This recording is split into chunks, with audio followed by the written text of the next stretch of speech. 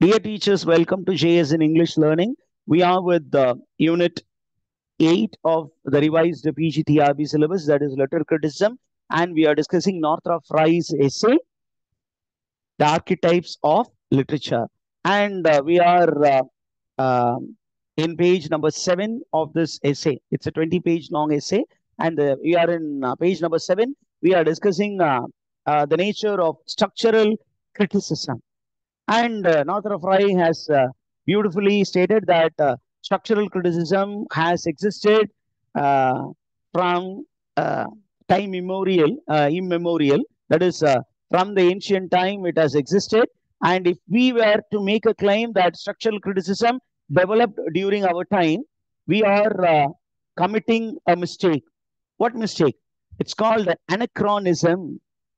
It's a chronological mistake that we are committing அப்படின்னு ஒரு விஷயம் சொல்லிட்டார். இப்போ என்ன பண்ண போறாரு அப்படின்னா, he is going to speak about the classifying principles of literary criticism. What are the classifying principles? அப்படிங்கும்போது he identifies two principles. இதை நம்ம மைண்ட்ல வச்சுக்கணும் அப்படின்னு சொல்றாரு. One is, okay, structural analysis of the work of art is based on two other principles. என்ன? One is called inductive processing. The other one is called deductive processing. Structural analysis follows two types of processing. What are the two types of processing? Inductive and Inductive processing. The other one is called deductive processing. Deductive processing.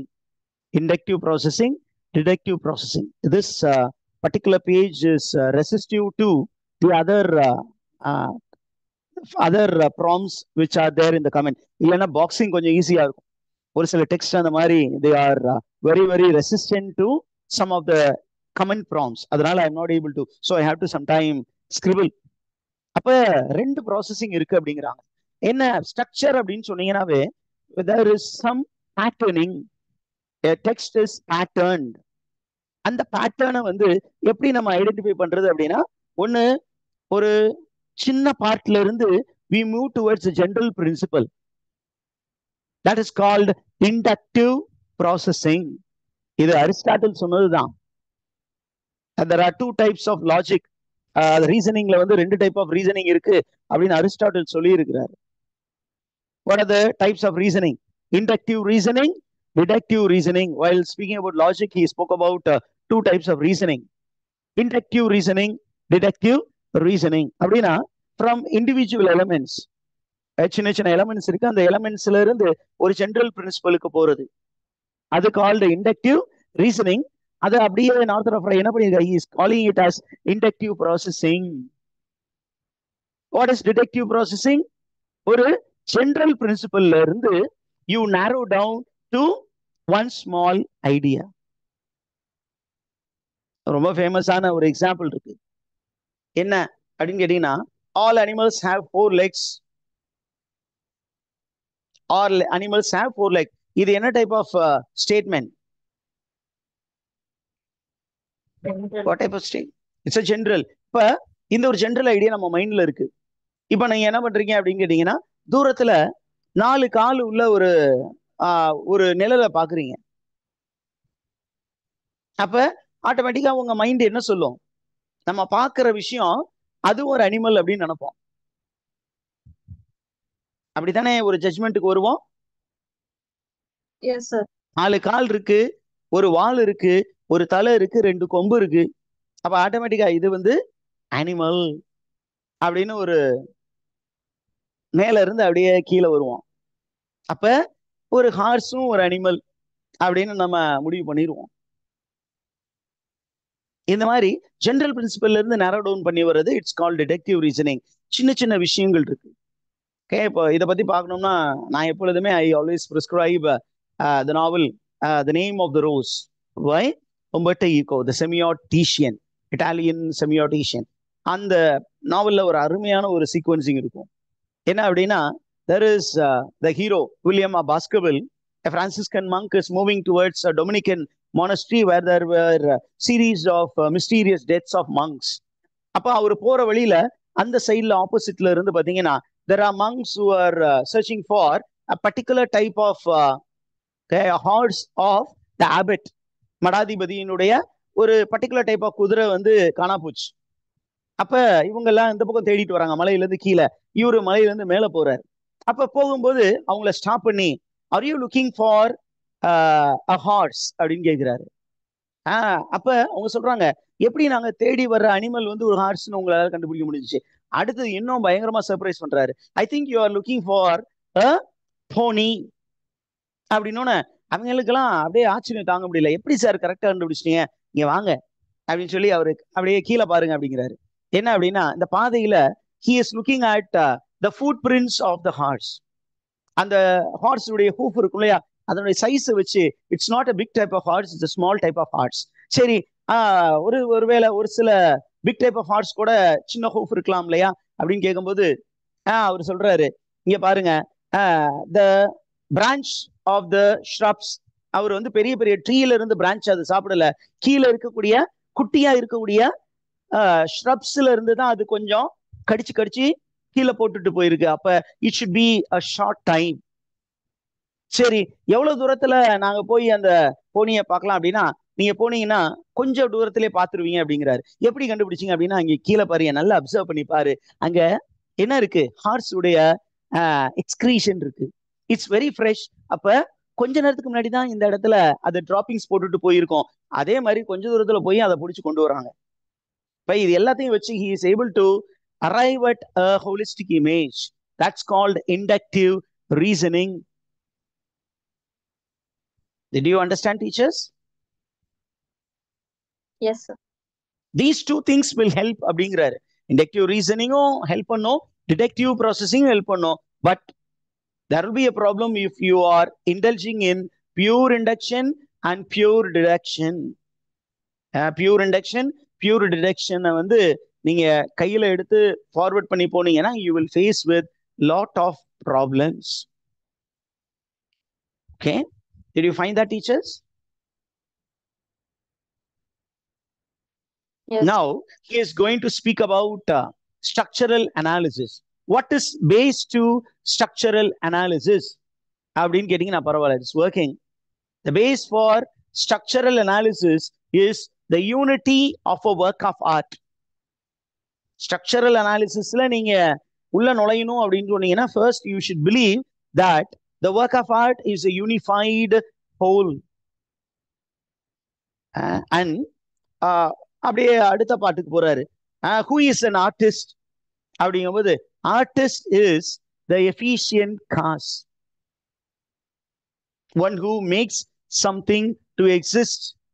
And what is form? Form is called the formal cause. Form நம்ம text கையில இருக்கு இல்லையா, that is part of formal cause. What is efficient cause? Efficient cause is the artist. Efficient cause. இதெல்லாம் ரெண்டு terms நாங்க போட்டிருக்கேன். Efficient cause is the artist and the formal cause is okay the form அப்படின்னு சொல்றாரு. இப்ப இது ரெண்டுல இருந்து நம்ம என்ன பண்ண போறோம் அப்படின்னா, okay we produce literature. அதுக்கப்புறம் ரொம்ப ஒரு முக்கியமான ரொம்ப பாப்புலரான ஒரு ஸ்டேட்மெண்ட் இங்க இருக்கு. என்ன அப்படின்னு கேட்டீங்கன்னா, a poet are born, they are not made.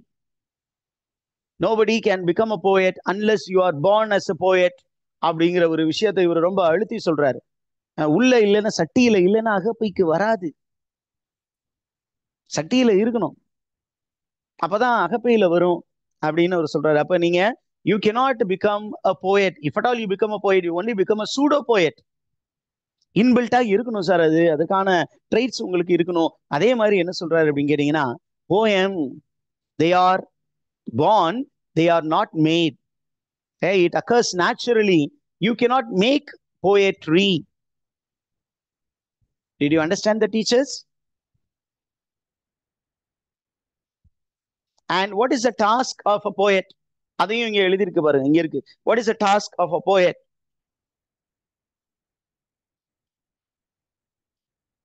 The task of a poet அப்படிங்கிறது டிஃபைன் பண்ணியிருக்காரு. The task of a poet is to deliver the poem in as uninjured as a state as possible. அது இருக்கிறத எந்த ஒரு களங்கமும் ஏற்படாமல் அப்படியே நீங்க communicate பண்ணணும். அதுதான் ஒரு போயட்டுடைய டாஸ்க்.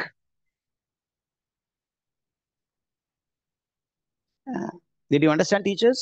அப்ப you have to present things as they are, not adding your own personal emotions to it.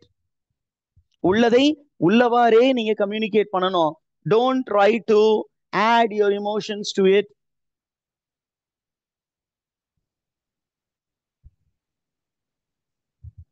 ஏதோ எங்கேயோ ஒரு எக்கோ இருக்க மாதிரி உங்களுக்கு இருக்கா? ஏதாவது நீங்க படிச்ச ஒரு எஸ்ஸே உடைய Eco? John Keats ode on nightingale. இன்னொரு தியரி ஒன்னு இருக்கு, impersonality theory of poem by T.S. Eliot.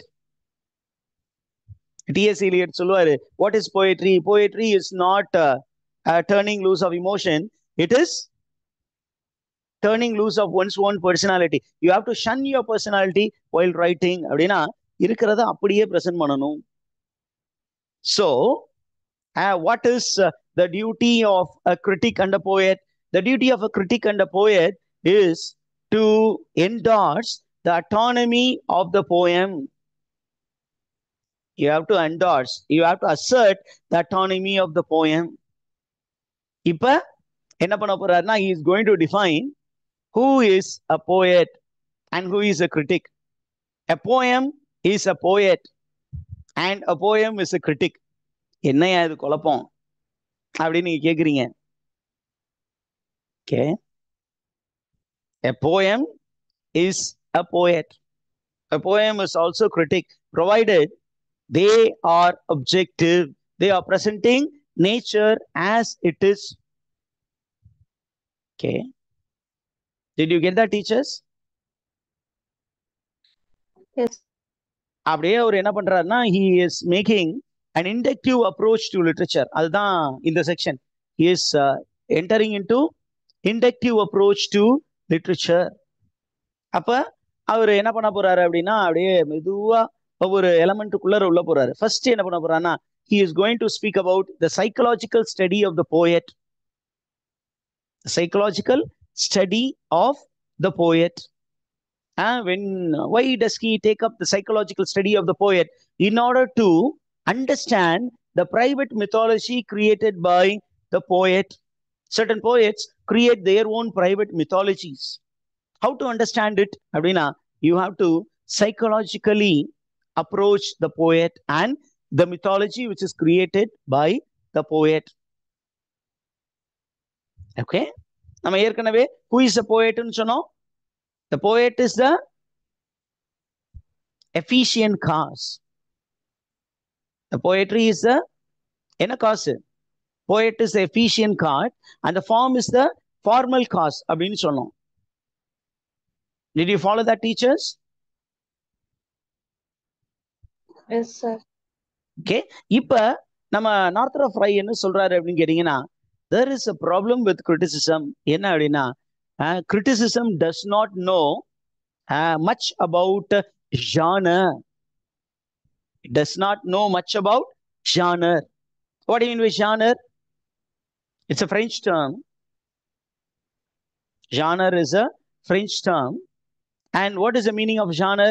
அப்படின்னு கேட்டீங்கன்னா, it is type of literature. It's a type of literature or type of art. That is called genre. And criticism does not know much about genre. So when we do not know much about genre, what do we indulge in? அப்படின்னா, we indulge in two fallacies அப்படிங்கிறாரு. என்ன? One is pseudo-Platonic conception. The other one is pseudo-biological conception. Okay, we indulge in two concepts which are fallacious. One is pseudo-Platonic conception. The other one is pseudo-biological conception.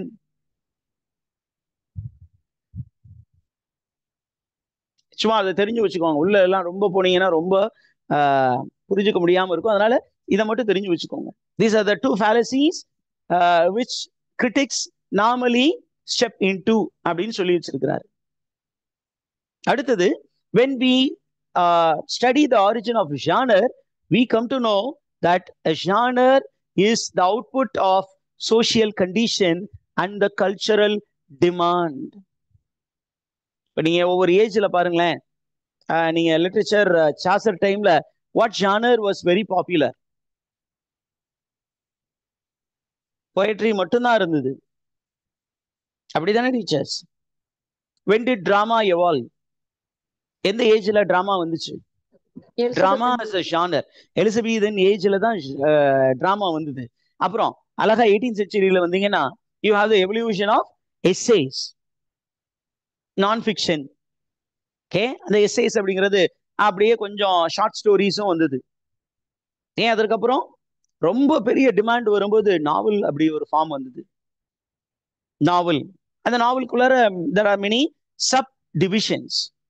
அப்ப every age has its own social condition and cultural demand which creates a genre அப்படின்னு சொல்லிட்டு he makes a distinction between ordinary history and literary history. Ordinary history is studied by a discipline called history. Literary history is studied by criticism. Did you understand this? Ordinary history is studied by a discipline called history. Literary history is studied by criticism. Are you there with me? Yes, sir. Okay. Appa, literary history is the subject matter of critical scholars. Okay. Whereas history is studied by historians. And when we speak about literary history, it incorporates two elements. என்ன அப்படின்னா, when you are approaching literary history, you have to adopt two approaches. One is historian's approach, then you also must adopt philosopher's approach. Only then you can understand literary history. அப்ப criticism is little more than history. அப்படின்னு he is defining history further. So with that, we stop here. If you have any doubt, you may ask now.